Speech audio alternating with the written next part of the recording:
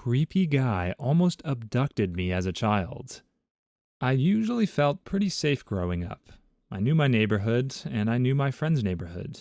We could play unsupervised without issue. But that all changed when a man I'd never seen before picked me up and put me in the back of his van. I didn't know what was happening, but I knew it was wrong. Thankfully, someone stepped up to help just before it was too late. When I was a kid, my mom worked as a teacher, and she was very close to a coworker of hers who had a son around my age, and I was very close to her coworker's son as well. When my mom or her friend would head out for the night, the other would take care of both of us kids. So basically, I spent half my time over there, and my friend spent half his time at my house, which was perfect and fun for us. We lived in different cities, but since we'd been going by this system since pretty much forever, I grew up knowing my friend's city just as well as my own. His mom was well aware of that, so that all being said, whenever we were going on a walk in their area, she'd let us wander around on our own because she knew we'd always find our way back to her. My mom, though, was more cautious and would always keep an eye on us. She'd walk behind us to make sure she'd always be able to see us. I kind of wish her friend would have done the same.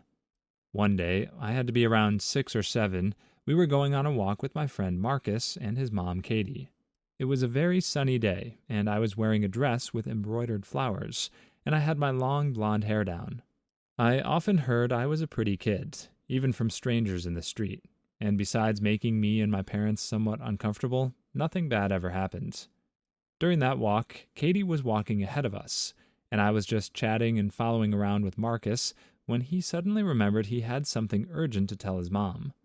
At least as urgent as something can be for an 8-year-old boy. He ran up to her and left me strolling behind for a couple of minutes, just as had already happened 100 times prior. This time, though, we were circling around a big camping site, and we walked by the white vans and camping cars. One of those vans had its back doors open, and there was a man, probably in his mid-40s, smoking a cigarette and leaning on the vehicle. He locked eyes with me as I was approaching. Then he saw that Katie and Marcus weren't paying much attention to me, as they were already a couple of meters ahead. Then he proceeded to pull me close to him by my arm, and so I found myself with my body touching his. I was so weirded out that I didn't even say a word, although I knew Katie would have heard me if I called for help. He leaned toward me, as he was obviously much taller than I was, muttering something I didn't quite get. Then he winked at me and kissed me on the lips as he pulled me to the open doors of his van. At this point, if he had pushed me just a little, I would have fallen in the truck. At this point, I was just too scared to even lift a finger, and even though I didn't understand everything that was going on, I knew it wasn't okay. He put his hands on the doors, as if to close the vehicle, and I felt my heart sink. At that exact moment, some other man jogged towards us. He was in his 40s as well. He waved hello to me and said something along the lines of, "I lost sight of you for a bit." I was so scared. He had a very friendly look on his face and was staring at me with great insistence and with a huge, reassuring smile. And the van man awkwardly laughed and yanked me out of the back of the car, slamming the doors shut. I ran to Katie as I heard the van go off, and I just acted as if nothing had happened. To this day, I never told that story to anyone. Not to Katie or Marcus. Not to my mom. Nobody. I am 22 years old today. So, to the friendly guy who obviously didn't lose sight of me or whatever, but probably just saw everything happening and wanted to interfere, from the bottom of my heart, thank you. To the creeper who surely would have abducted me and who was strangely okay with kissing a kid in public and in broad daylight, everyone thinks the same thing I do, and I wish you nothing but grief. Let's not ever meet again. I think I'd be too old for you now anyway. This was terrifying just to read. Give me 100 stories about vampires, aliens, werewolves, and ghosts, but one story in which an original poster meets with the same brand of evil that lives on our block day after day without being caught is enough to keep me on edge for weeks. These are the real horror stories, and just imagine how terrifying it would have been for Katie and Marcus if that guy hadn't stepped in and saved OP. She says they were only a couple of meters away. that's nothing. To them, it would have seemed like she disappeared from right under their noses. And unfortunately, that's all too often exactly how these things happen. Thank goodness the crisis was avoided. But remember that this isn't always the case. It can be scary to intervene, but it's the right thing to do. If you even think you might be witnessing a crime, it's better to err on the side of caution. If you're wrong, there's no harm done. But if you're right, you could be responsible for saving a life. Never forget that. Random stranger stalks me with 20-year-old information. This happened 3 nights ago, and I'm going crazy trying to figure it out. I just moved into a new apartment 1 month ago, and I'm still unpacking and settling in. I've been using my parents' address as my mailing address all my life. They live a few towns over, 20 minutes away. 3 nights ago, my parents call me at 2 a.m., freaked out, and proceed to tell me this story. Apparently, at 1 a.m., someone starts banging on their front door and repeatedly ringing their doorbell. My stepdad walks downstairs and opens the door, leaving the front glass door closed and locked.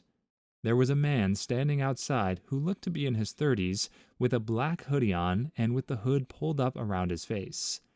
He didn't have any distinguishing facial features, facial hair, or tattoos. The only thing my stepdad said was that he looked to be Hispanic. Neither my stepdad nor my mother, who was watching the whole thing out a window, recognized the man. The man says, "I'm so sorry to bother you, but I'm looking for your daughter." He called me by my full name. My stepdad plays dumb and says, "Who?" The man proceeds to state my full name again and says that my boyfriend is worried because I didn't come home that night. He claims to be a friend of my boyfriend and tells my stepdad that they're both out looking for me, worried because I didn't show up at home.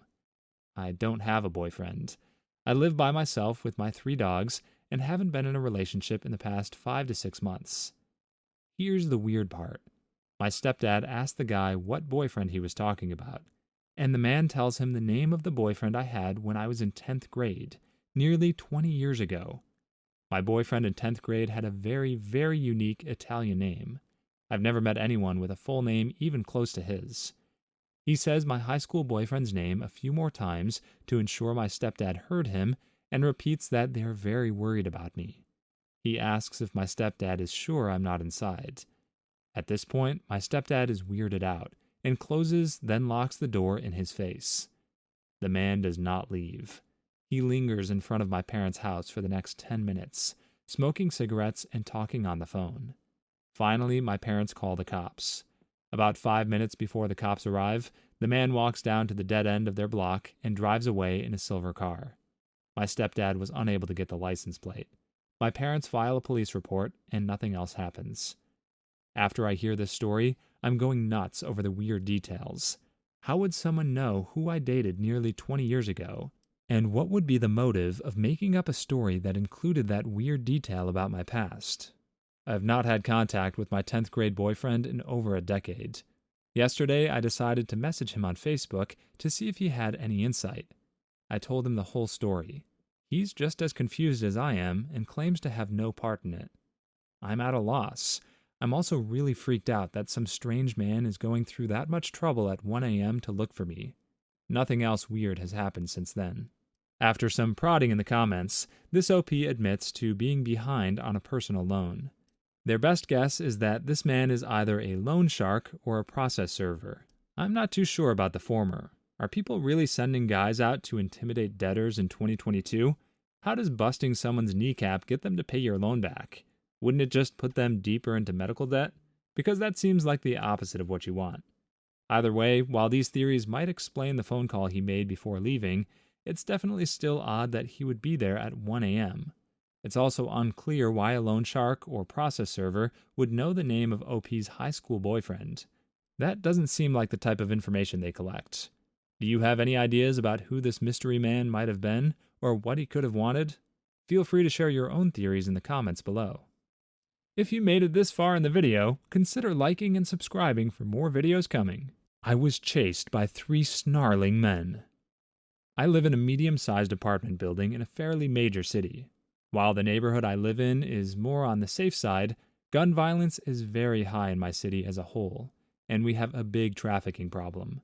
Despite this, I feel pretty safe going out, especially close to my apartment building where it's mostly well lit and I'm friendly with a few of the regular homeless people. Last night, I got a reminder that my safety isn't guaranteed, and I've been pretty shaken since. Last night around 12:20 a.m., I asked my partner if he wanted to share a joint with me, and when he declined, I locked the apartment and went downstairs myself. The exit I take spits me out on the main street, where there's still the occasional car driving by at this time. Usually, this type of human presence comforts me when walking late at night. But tonight, a lone black or dark blue van approached in my peripheral and started to drive slowly, matching my walking pace, until I rounded a corner and the van was stopped by a stoplight. I found it very strange at the time, but the van was on the other side of the street and there were one or two other cars, so I brushed it off. Around the corner, there's a little food truck area with a bunch of picnic tables. They have Christmas string lights hung up and a few other ambient lights that are kept on the whole night, but it barely illuminates the area. As I'm walking past the picnic tables, I notice a large man dressed in dark clothes sitting alone at one of the back tables. He was wearing a hood or hat, so I couldn't see his whole face, but his eyes followed me as I walked the border of the picnic area. My usual smoke spot is behind a fence on the other side of the picnic area. I was a little shaken by spotting that man, and I also didn't want to upset him by smoking near him, so I chose a slightly further spot against the side of a construction vehicle. I lit my joint and started puffing away and reading something on my phone. I soon start getting this really uneasy sensation. It felt like all my hairs were standing up, and I got the most intense goosebumps I've ever felt. My phone was still playing music, and as I turned it off, I heard this shifting and rustling of gravel on the ground behind me. I swung my head around and saw a man reaching towards me with huge hands. I only caught a glimpse of his face before I fell to the ground. His eyes were wide, bulging, and extremely dark. They terrified me. His mouth was agape, and he was basically snarling at me. He scared me so bad I fell to the ground. I stumbled and broke into a run. I ran for a few seconds before I peeked behind my shoulder and saw him a couple of yards behind me. At this point, I saw it was definitely the man who'd been sitting at the picnic table, and I now saw he was wearing what looked like a dirty bucket hat. He had shoulder-length, dirty, light-colored hair and was way taller than me, at least 6 foot. He was definitely gaining on me, as I had lost ground by turning around, and I'm not in the best shape to begin with.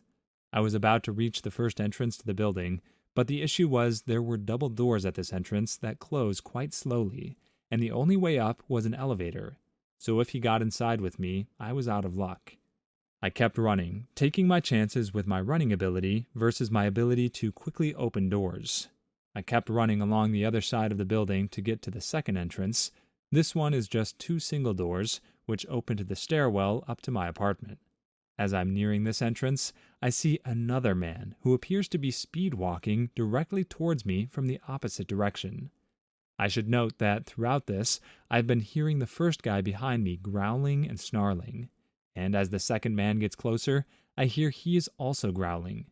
I reach the keypad, unlock the first door, and quickly slam it closed behind me until I hear the lock click again. The second man reached the door first, and I saw his face more clearly as it slammed against the glass window of the door. He was also tall, with longer hair, and I remember he was wearing overalls. But I mostly remember his wild eyes and his teeth, which he gnashed at me right before I turned away, opened the second door, and booked it up the stairs. I didn't even stop until I was in my apartment, had all the doors locked, and was under the covers. I think that, in retrospect, I didn't hear any sign of them following me up the stairs, but I was so convinced they were still on my tail. I think the only reason I got away from them was that they didn't know about this side entrance to my building, so they didn't expect me to keep running past the first entrance. I got up to get my inhaler, since I was having a near asthma attack at this point, and I peeked out the window. My heart sank. I saw the same van that had creeped me out earlier parked across the street from the entrance to my building. The entrance is right below my apartment window. I then looked down to see 3 men pacing along the side of the building, including the 2 that had chased me. I ducked down, fearing they would see me. A few minutes later, they start shining flashlights into the windows of apartments. At first, I think it's, of course, only my apartment, but after a while, it's clear they're just searching for me.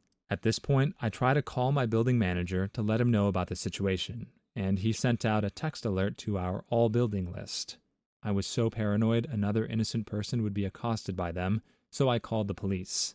They told me they were on their way, and to stay out of the window in case they were armed. A few minutes later, the men are spooked by a faraway police siren. They get in the van and peel away. I think it was from a different 911 call, though, because when the officer arrived at our building, the siren wasn't on. I spent a long, sleepless night thinking they'd come back, but they never did. Definitely going to avoid being alone at night from now on. I asked one of the homeless guys I'm friendly with if he saw anything suspicious last night, but he said he hadn't. They couldn't have been residents because they didn't leave after management sent that alert to us. The part that sticks with me the most is the growling and intense look in both their eyes. I don't know if they were on something or what. They never said any words to me or each other. I haven't heard any updates from the cops, but it's only been a few hours, and they didn't seem that interested in my statement, as the van had disappeared when they left. To the two men who growled at me and chased me into my apartment, let's not meet again. I assume OP doesn't want to meet the third guy either, but I get why she largely ignores him, since she thankfully didn't have to run from him as much. What really sticks out is that if these guys are traffickers, they seem really reckless about it. Shining their lights in everybody's windows could have been a really great way to ensure somebody saw their faces. Given how extreme a crime that is, it doesn't seem like you'd want to be so high profile about it. But I guess it works out for OP. If you're going to be chased by kidnappers, the best you can hope is to be chased by amateur ones. Otherwise, she might not have made it home to tell the tale. This is why it's worthwhile to get a Ring camera if you can afford one. If even one of her neighbors had one, she'd have been able to get a video of their faces to show the cops. It's a sad reality that, depending on where you live, there's just not much you can do about these things without solid evidence. The best you can do is run and hope you don't have an asthma attack. This OP got lucky, but not everyone does, and that's the true horror of this video's stories. Every one of them has a happy ending, but for every happy ending, how many stories do we not get to hear? It's terrifying to think about. Please leave your stories in the comments. I'd love to make a video of them in the future. Also, don't forget to like and subscribe.